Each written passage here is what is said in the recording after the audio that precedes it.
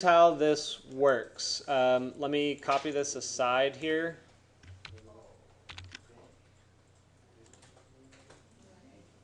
Which is going to take forever, apparently. Is there a way to apply this to more than one surface?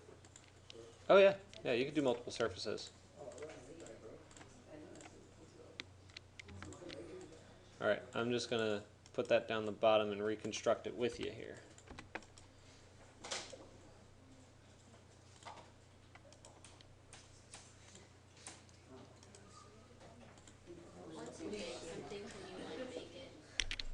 You can delete it.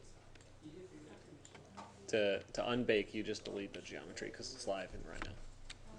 Yeah, or just undo.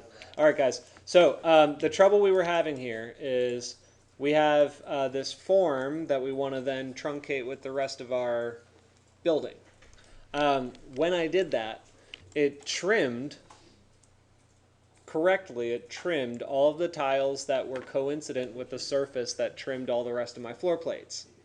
However, all of the geometry, because these are coming in not as one surface that's being trimmed, they're coming in each as individual volumes. So the ones that are fully enclosed were not trimmed or deleted because, Rhino technically operates, even though it functions as a solid, it is still planar, right? So it wouldn't get rid of the rest. So what we have to do is identify which of these items are within that box. And I'll turn on the box so you can see what I mean. This box.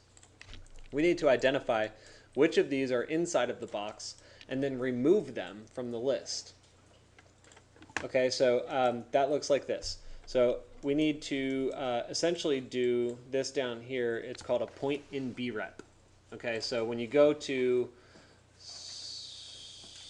surface analysis, point in BREP.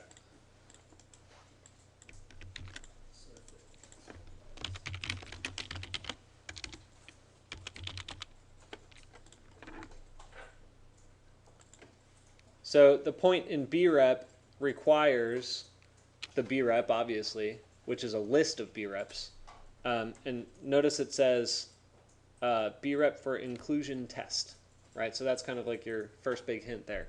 Then it'll ask you for the point of the inclusion test, and then it'll ask you for, well, I think this has to do with whether or not it's coincident exactly on the surface, but you won't have to worry about that. So what we're doing here is we're testing all of these geometries, but it's only going to test against points. So we know that the tiles here, well, not in all cases actually.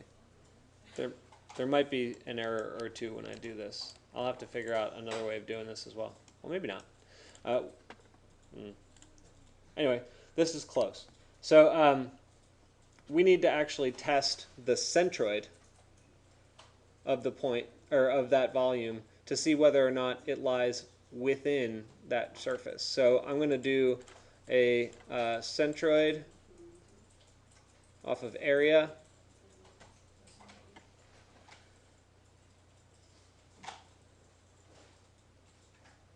And I'm going to plug the centroid into the P input. It does. It should probably lag if you've got a couple hundred of these things. And remember that the BREP for the inclusion test is actually the box. So it's not the list of tiles, it's the box. And it'll give you an output that is a binary list. It says false, false, false, and there will be a couple of trues in there. So from that, we're going to do a cull pattern, which is under sets and sequence. So cull, it says, removes elements in a list. And when we drop that in, it's going to ask for the full list that you're going to be removing items from, and then the pattern that you are removing.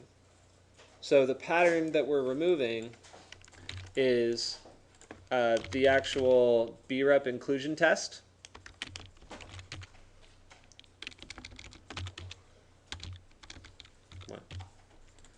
The pattern we're removing is the BREP inclusion test, and you'll see now that that gets borrowed right there. And the geometry are these. So we plug that in, and here's the challenge I was just having before we started this. The ones that it selects are actually inside of the box. So, and I just learned this right now, any kind of binary input, whether it's zeros and ones or trues and falses, can be inverted. So that's a new feature I wasn't aware of. If you right-click on the invert, or the points list input, right, the pattern, you can invert the pattern, and then you get all of the geometry remaining on the outside. So let me go backwards here. I turn that off. I turn my centroids off. I turn my original skin off. I turn my box off. And I'm only left with everything that was outside of the box. Got it?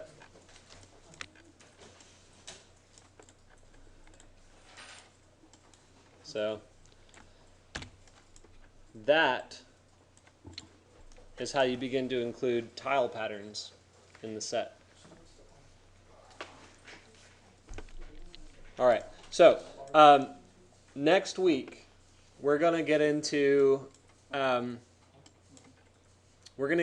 do you actually do assemblies in this format. So this doesn't have to actually be just two-dimensional, right? So, well, I mean, it's technically three-dimensional, but it doesn't have to be a flat tile that gets morphed. We can actually create full-on, double facade systems. So we can do a double skin facade just by using clever, reference surfaces, multiple box morphs that are layered. So we'll look at that next week. Are there any questions? So that's a good question. Are there any attractors? Yes, it can be done. It has to be done in a very complex way of mapping points. And so the trouble is the box morph is actually, if you think of it like Charlie and the Chocolate Factory, right? The kid that gets teleported, the way that they explain it in Charlie and the Chocolate Factory is that all of the particles of his body get pulled apart. They get pushed through that little thing into the TV and then reconstructed on the other side. So it's very similar to that because you can't, it's really troublesome because you can't just have, you can't have the attractor point on the tile side. The tile is just the tile. So you have to actually construct geometry that gets referenced to the origin of the tile volume that then on the backside you wind up reconstructing with a whole bunch of different lines and planes and surfaces and stuff like that. So yeah, it's something that I've been looking into for a while and I haven't quite had a lot of time to do it, but it's something I want to have done in this class. Other questions? Oh yeah, yeah. Huh?